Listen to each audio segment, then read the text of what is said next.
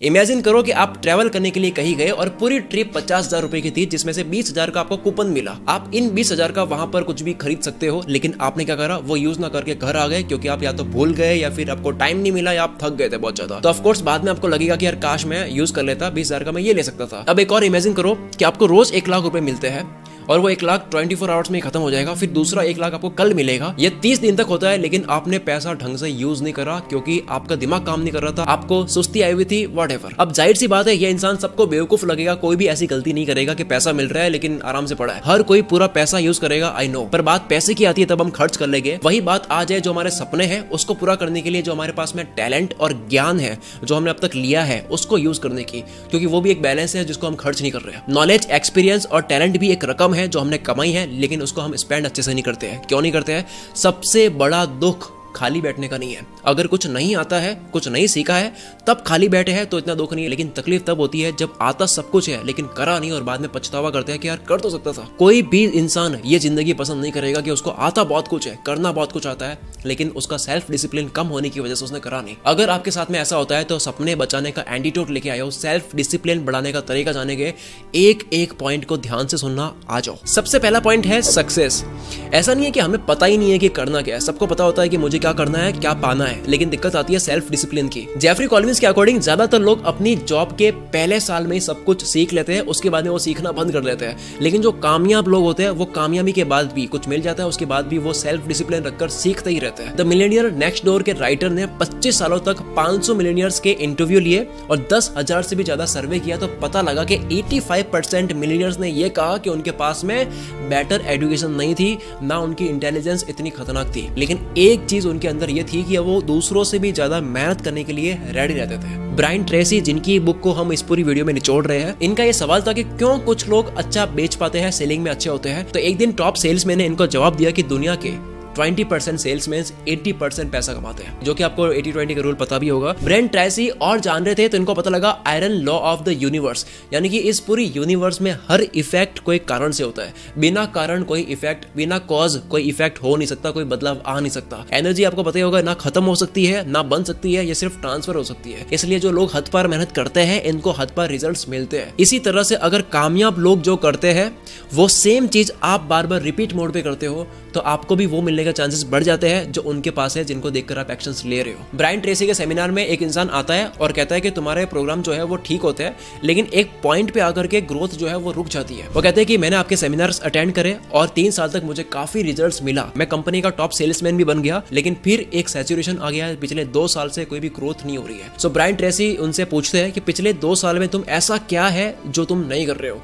तो जवाब में उसको मिल गया कि यार मैं वो वाली मेहनत नहीं कर रहा हूँ या फिर वो वाली लर्निंग नहीं कर रहा हूँ जो मैं पहले किया करता था। जिस तरह से जिम जाना बंद करते हैं बॉडी डाउन होना शुरू होती है, उसी तरीके से जब आप लर्निंग बंद करते हो तब आपका दिमाग भी चलना बंद होता है, वो उस तरह से सोचना बंद कर लेता है जो पहले सोच रहा था। सेल्फ डिसिप्लिन में अब हम बात करते हैं रेपिटेशंस की। 19th सेंचुरी की बात है, हेनरी स्टैनली ने कॉन्गो रिवर जब एक्सप्लोर करा था तब इनको उस वक्त का बहुत ज्यादा डिसिप्लिन इंसान माना जाता था। इन्होंने जर्नी स्टार्ट करी थी 214 लोगों के साथ में और अंत में आते आते 119 लोग बचे थे। पूरे 999 दिन देने के बाद में कॉन्गो रिवर जो है उसका वो उन्होंने पूरा मैप बना लिया था। अब इनसे पूछा गया कि आपके डिसिप्लिन का कारण क्या था, क्योंकि इनको जंगल में रहना है, चैलेंजेस फेस करने हैं, खाना पीना रहना बहुत डिफिकल्ट था, तो इन्होंने ये लगभग 1000 दिन निकाले कैसे। तो इन्होंने बताया कि मेरे डिसिप्लिन का राज ये था कि मैं डेली उठता और अपनी बियर्ड को शेव करता। आप लोग कहोगे यार बियर्ड शेव करना ये क्या बात है, तो इसकी साइकोलॉजी ये थी कि वो रोज सुबह उठकर शेव करते हैं, चाहे कैसे भी हाल हो। इनको ये करने से कॉन्फिडेंस आता, इनको लगता है कि यार चाहे कुछ भी हो जाए, कितना भी बुरा हो जाए, एक चीज ऐसी है जो मेरे कंट्रोल में है और एक चीज ऐसी है जो मैं करता हूँ। और वो जितनी बार अपने आप को क्लीन शेव देखते, इनको ये ट्रिगर होता कि मैं एक डिसिप्लिन इंसान हूँ, मैं जो ठान लेता हूँ वो कर लेता हूँ। एक तरह से इनका सेल्फ स्टीम जो है वो स्ट्रांग होता। इसलिए आपने नोटिस करा होगा, आप एक चीज ढंग से करते हो उसके कॉन्फिडेंस से आप दूसरी चीज भी अच्छे से करने लगते हो। आते हैं नेक्स्ट पॉइंट पर, कोई भी इंसान डिसिप्लिन रहता है तो वो उसका एक कैरेक्टर होता है। मेहनती इंसान का अपना एक कैरेक्टर होता है। मुश्किल रास्ता और बड़ा तरीका अपनाना किसी का कैरेक्टर बन जाता है। वही जो आसानी की तरफ जाता है उसका कैरेक्टर बन जाता है कि मुझे आसान चीजें पसंद है, मुझे मुश्किल नहीं पसंद। लेकिन जो टफ गेम खेलता है उसको अच्छा लगता है, इसको रिवॉर्ड मिलता है और ये रिस्पेक्ट अर्न करता है,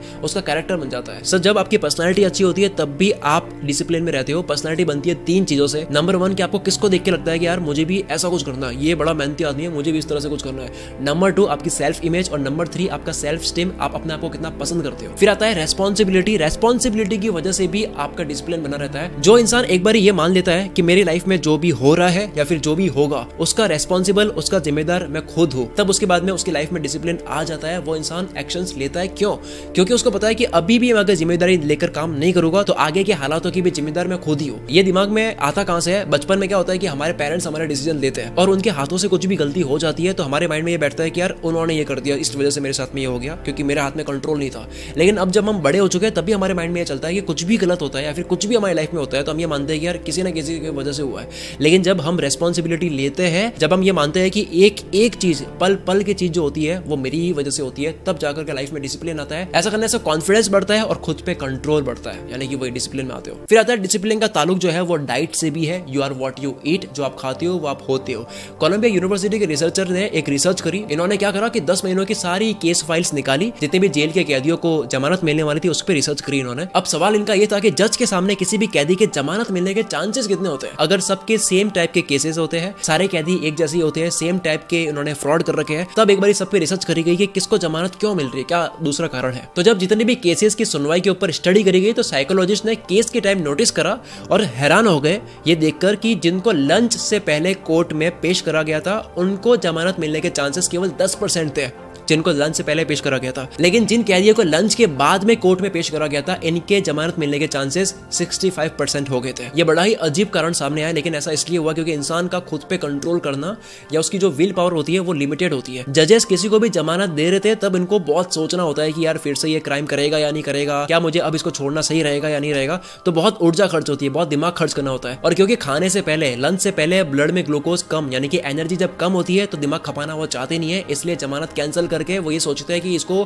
फिर से बाद में देखते हैं, मतलब एक तरह से पोस्टपोन करा गया। लेकिन जब लंच के बाद ग्लूकोज ज्यादा होता है, एनर्जी होती है, दिमाग खपाने के लिए वो रेडी होते हैं, तब चांसेस बढ़ जाते हैं उसके जमानत मिलने के, क्योंकि वो दिमाग खपा रहे हैं। तब 65% चांसेस हो रहे थे। इसका मतलब ये कि जो आपका डिसिप्लिन होने का जो ग्राफ है, जो अप डाउन होता है कभी कभी, वो काफी ज्यादा फैक्टर्स पे डिपेंड करता है। जैसे कि टाइम एक वजह हो सकती है, तभी कहते हैं कि आप अपना टाइम डिसाइड करो, किस वक्त आप अच्छा फील करते हो, उस वक्त वो काम करो जो बहुत जरूरी है। अभी हम जिस टॉपिक की बात कर रहे हैं वो है सेल्फ डिसिप्लिन, यानी कि खुद पे कंट्रोल करना, जिसके ऊपर आप कोको एफएम पर ऑडियो बुक सुन सकते हो, जिसका नाम है the power of self discipline, जिसमें बता रखा है कि कुछ लोग बहाने बनाते हैं और कुछ लोग डिसिप्लिन में आकर के रिजल्ट्स बनाते हैं। क्योंकि आप या तो बहाने बना सकते हो या आप रिजल्ट्स बना सकते हो, आप दोनों नहीं बना सकते। कोको एफएम पर इसी तरह की 10,000 से भी ज्यादा ऑडियो बुक्स अवेलेबल है कई कैटेगरीज में, जैसे कि बिजनेस, रिलेशन, सेल्फ हेल्प और ओरिजिनल कैटेगरी भी यहाँ पर आपको मिल जाएगी। मेंबरशिप लेते वक्त अगर आप कूपन कोड यूज करते हो CM50 तो आपको 50% ऑफ मिलेगा फर्स्ट मंथ की सब्सक्रिप्शन में, केवल 49 रुपीज में 10,000 ऑडियो बुक्स का एक्सेस। आप स्क्रीन पर QR स्कैन करके भी ऐप को इंस्टॉल कर सकते हो, बाकी लिंक आपको डिस्क्रिप्शन में और कमेंट में मिल जाएगा। चलो आ जाओ वीडियो की तरफ। अब बात करते हैं नेक्स्ट पॉइंट की, जो कि है कि जब आप किसी चीज में बहुत ज्यादा वक्त दे चुके होते हो तब आपका वो करने का मन कर जाता है। मतलब डिसिप्लिन रिसर्च करने से भी आता है।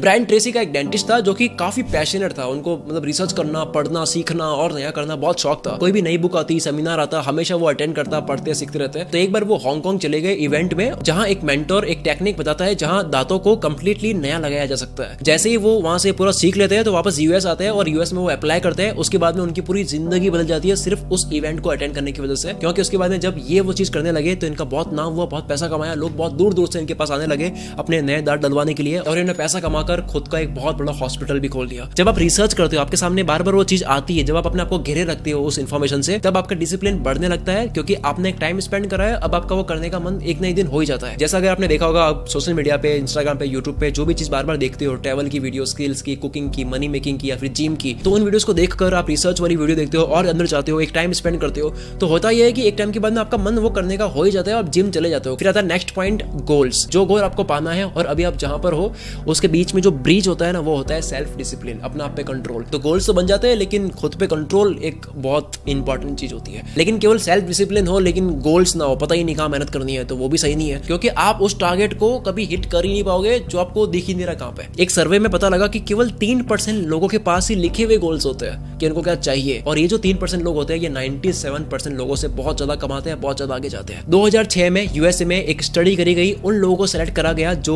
न्यू ईयर रेजोल्यूशन ले रहे थे कि मैं अपनी जिंदगी बदल दूंगा, और इन लोगों को 2 कैटेगरीज में बांट दिया। एक कैटेगरी के लोग वो जिन्होंने न्यू रेजोल्यूशन लिया और लिखा भी, और एक वो जिन्होंने बस बातों में ले लिया लेकिन लिखा कहीं पे नहीं। पता यह लगा कि जिन्होंने नहीं लिखा था होशियारी में आकर के, इनमें से केवल 4% ही लोग ऐसे थे जो रेजोल्यूशन पर टिके हुए रहे, उसको कंप्लीट करा। लेकिन जिन लोगों ने गोल्स लिखे थे, 44% चांसेस चांसेस ज्यादा थे कि ये लोग उन पे टिके हुए रहे और कंप्लीट करा। कितना फर्क था? 1100% का फर्क। अब आप लोगों के केवल लिखने से क्या हो रहा है? ऐसा इसलिए होता है क्योंकि आप उस बात पे पूरा कॉन्सेंट्रेट होके एकदम लिख रहे हो, दिमाग में गहरे तरीके से उतार रहे हो, सबकॉन्शियस माइंड में आप उतार रहे हो, पूरा आप सीरियस हो रहे हो, जिसके बाद में आपका दिमाग उन्हीं चीजों के बारे में सोचता है और आपको करने के लिए फोर्स करता है जो जरूरी है, जो इंपॉर्टेंट है, क्योंकि वो आपने भेजे में उतार दिए लिख लिख कर। इसलिए कहते हैं गोल्स लिखने चाहिए। और गोल्स लिखना बहुत आसान है, 7 स्टेप्स में आप गोल लिख सकते हो। पहला ये कि आपको स्पेसिफिकली पता होना चाहिए कि भाई मुझे क्या चाहिए। आप ऐसा नहीं बोल सकते कि मेरे को बहुत पैसा कमाना है, कितना कमाना है स्पेसिफिकली। दूसरा ये कि सोच लिया तो उसको आप लिखो, ठीक है, पेपर पे। तीसरा ये कि जब आप लिख लेते हो तो उसको डेडलाइन लिख दो कि मुझे ये कब तक चाहिए। चौथा ये कि इन गोल्स को अचीव करने के लिए क्या क्या चाहिएगा, क्या करना होगा, वो स्टेप सारे लिख लो। पांचवा ये कि इन सारे कामों को, जो टास्क है, जो भी पूरा है, इनको ऑर्गेनाइज कर लो। पहले कौन सा करना है, बाद में कौन सा करना है, प्रायोरिटाइज कर दो, ठीक है। फिर छठा आता है कि आप एक्शंस लो, उनको करने लग जाओ। और सातवां आता है कि रोज आपको वो चीज करनी है जो आपको गोल्स की तरफ ले जाती है। दैट्स इट, इतना ही है। अब आता है नेक्स्ट पॉइंट पर, जो कि है पर्सनल एक्सीलेंस। आपने ऐसा हर बार देखा होगा, और मैं तो रोज ही देखता हूँ हर फील्ड में, कि बहुत कम टैलेंटेड लोग और कम होशियार लोग बहुत बड़ा कर जाते हैं, लेकिन ज्यादा होशियार और टैलेंटेड लोग जो है वो पीछे रह जाते हैं। उसका कारण होता है आगे जाने वाले लोग ये पर्सनल और प्रोफेशनल लेवल पे ये लर्निंग करते ही रहते हैं, लेकिन जो अपने आपको टैलेंटेड और होशियार मान रहे हैं ना, वो मतलब लिमिटेड रह जाते हैं। मतलब वो ज्यादा सीखने की ट्राई नहीं करते हैं, क्योंकि इंसान को तब नहीं मिलता जब वो चाहता है, इंसान को तब मिलता है जब वो उसके लायक बन जाता है। सो द पॉइंट इज, अपने से ज्यादा जानने वालों की रिस्पेक्ट करो, उनसे सीखो, उनसे बातें करो। इस दुनिया में आप जो भी सीखना या करना चाहते हो वो ऑलरेडी हजारों लोगों ने कर दिया है। इसलिए उनकी बुक्स पढ़ो, उनके टॉक्स देखो, और उनके पॉडकास्ट देखो, सेमिनार पे जाओ, उनके कोर्सेज लो, जितना हो सकता है उनसे ज्ञान लेकर अपना टाइम बचाओ, क्योंकि वो ऑलरेडी किसी ने कर दिया है। या फिर उनसे कांटेक्ट करने की ट्राई करो। अब इसके ऊपर भी ब्रायन ट्रेसी ने 7 स्टेप्स बताया कि कैसे आप लर्निंग कर सकते हो। नंबर 1 ये कि जो भी आपके अपॉइंटमेंट है, जो भी आपका काम है, उससे 2 घंटे पहले आपको उठना है। नंबर 2, जो भी आपको पाना है उसको बार बार आप लिखो, उसको बार बार सोचो, बोलो उसको, ताकि आपकी लर्निंग जो है वो करने का मन होता रहे। नंबर 3 ये कि जो भी आपका डे है वो एक दिन पहले दिमाग में घूमना चाहिए, कल मुझे क्या करना है। मतलब सोने से पहले आपको पूरा पता होना चाहिए कल उठ के क्या फोड़ना है। नंबर 4, एक टाइम पर एक ही चीज करनी है, बहुत सारी चीज नहीं करनी है, फोकस के साथ में करनी है। नंबर 5, खाली जब भी आप बैठे हुए रहो तो वीडियो, ऑडियो, टेक्स्ट के फॉर्मेट में आप सीखते रहो, हर वक्त सीखते रहो। नंबर 6, जब भी कोई भी कॉल या इवेंट या मीटिंग करते हो तो अपने आप से 2 सवाल करो कि मैंने क्या सही करा और क्या मैं और अलग कर सकता था। और सबसे आखिर में, जब भी आप किसी इंसान से मिलती हो तो उसको ना करोड़ों का आदमी समझो, उसको समझो कि ये करोड़ों का क्लाइंट है मेरा, इससे मेरे को बहुत बड़ा फायदा होने वाला है, और सबकी रिस्पेक्ट आपको उस तरह से करनी है। नेक्स्ट पॉइंट पर आ जाता है करेज। जब भी आप कुछ करने से डरते हो, जब आप कंफ्यूज होते हो, जब आप फेल होने से डरते हो, जब आपके पास में आप कुछ कमा लेते हो उसको गंवाने से डरते हो, तो इससे होता है कि आप रिस्क नहीं ले पाते हो। और दूसरा ये कि आप बहुत बड़ी अपॉर्चुनिटी खो देते हो, मतलब जो चीज आप इजीली कर सकते हो वो भी नहीं कर पाते इसी डर की वजह से। इसका इलाज ऑथर देते हैं विजुअलाइजेशन, मतलब कि जो आप नहीं हो वो भी आप अपने आप को मानो। एक लाइन है कि आप साहसी बनो, लेकिन अगर आप साहसी नहीं हो तो अपने आप को साहसी मानो। एक अच्छे लीडर की 2 क्वालिटीज होती है। नंबर 1, उसका विजन बड़ा क्लियर होता है कि मुझे ये चाहिए, वो डरता नहीं, वो करने में रहता है। फिर दूसरा, उसका करेज बड़ा स्ट्रांग होता है, वो डरता नहीं है। मार्क ट्वेन यहाँ पर कहते हैं कि मैंने जिंदगी में काफी चीजों की चिंता करी और उनमें से ज्यादातर चीजें तो हुई भी नहीं। कहा जाता है कि 99% से भी ज्यादा चीजें जिनका हम डर रखते हैं, चिंता करते हैं, वो तो होती ही नहीं है। फिर आता है इसका ही मिलता जुलता पॉइंट, जो कि है परसिस्टेंस। आप कुछ भी करने जाते हो, आप देखते हो कि यार ये मैं कर रहा हूँ तो क्यों हो रहा है, ये पनौतीपन मेरे पीछे ही क्यों है, कोई और कर रहा था उसको तो नहीं हो रहा था। तो ऐसा कोइंसिडेंट होते रहते हैं लाइफ में। आपको ना पॉजिटिव रहना होता है और आपको जबरदस्ती करना होता है। मैंने ऐसा देखा है कि जो इजीली सबसे हो गया लेकिन हमसे मुश्किल से हो रहा होता है, तो चांसेस बहुत ज्यादा होता है कि वो हमसे बहुत अच्छे तरीके से होगा। फिर आता है नेक्स्ट पॉइंट, वर्क, काम। लीडर्स जो होते हैं वो पैदा नहीं होते हैं, वो बनाए जाते हैं, और वो भी बाकी चीजों की तरह एक ही क्वालिटी से बनते हैं, वो है हद पार मेहनत।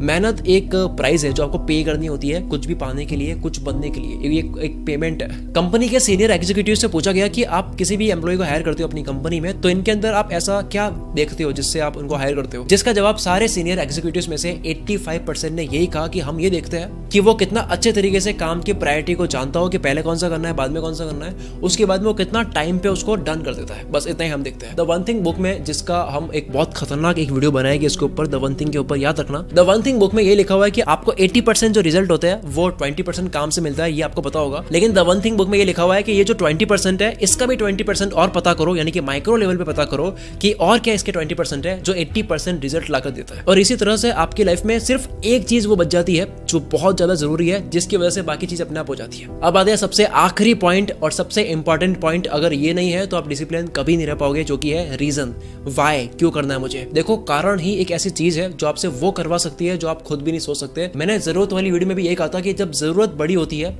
तब मोटिवेशन हो ना हो आप उसको अंत तक कर लेते हो। बॉक्सिंग प्लेयर माइक टायसन जब एक बार अपने ऑपोजिशन को नॉक डाउन कर देते हैं तो सामने वाला दोबारा खड़ा होने की हिम्मत नहीं करता है। पर बस्टर डगलस, एक अमेरिकन बॉक्सर, माइक टायसन के नॉकडाउन करने के बाद में केवल उठे नहीं बल्कि उठने के बाद में इतिहास बदल दिया, क्योंकि इनका एक कारण था और ये कारण माइक टायसन के उस पंच की चोट से कहीं ज्यादा बड़ा था। नॉकडाउन के बाद में जब बस्टर डगलस उठा तो दुनिया चौंक गई, ये क्या हो गया। इन्होंने फाइट बैक करने का कारण ये बताया कि मेरी मदर ने अपनी डेथ से पहले पूरी दुनिया को कह दिया था कि मैं माइक टायसन को हराऊंगा, और फाइट के 2 दिन पहले ही मेरी मदर की डेथ हुई। तब मैंने डिसीजन लिया कि अब मेरी मदर के लिए मैं जीऊंगा, उनकी जो बात उन्होंने कही है वो मैं सच करूंगा। गाइस, अगर आपको ये वीडियो पसंद आई है तो आपको मेरी एक प्लेलिस्ट है संपूर्ण ज्ञान के नाम से, वो आपको बिल्कुल बहुत ज्यादा पसंद आएगी, जिसमें यूट्यूब का संपूर्ण ज्ञान है, धन का संपूर्ण ज्ञान है, बिजनेस का संपूर्ण ज्ञान है, हेल्थ का संपूर्ण ज्ञान है, इसी तरह से कई वीडियोस आने वाली है। तो जाओ वो सारी वीडियोस देखो, स्क्रीन पर आपको प्लेलिस्ट कहीं पे दिख रही होगी। और मैं देखता हूँ कई लोग मेरी वीडियोस बिना सब्सक्राइब करके देखते हैं। अगर आपने अब तक सब्सक्राइब नहीं करा है तो जाओ सब्सक्राइब करो। 100 चैनल्स आते हैं रोज अपनी आंखों के सामने, लेकिन आपके भाई का चैनल जो है वो अलग है। बाकी कुकू एफएम का लिंक आपको डिस्क्रिप्शन में मिल जाएगा। मिलते हैं अगली वीडियो में। Wish you all the very best. मैं शकील कुल मित्र से आपके सपनों को सपोर्ट करता हूँ।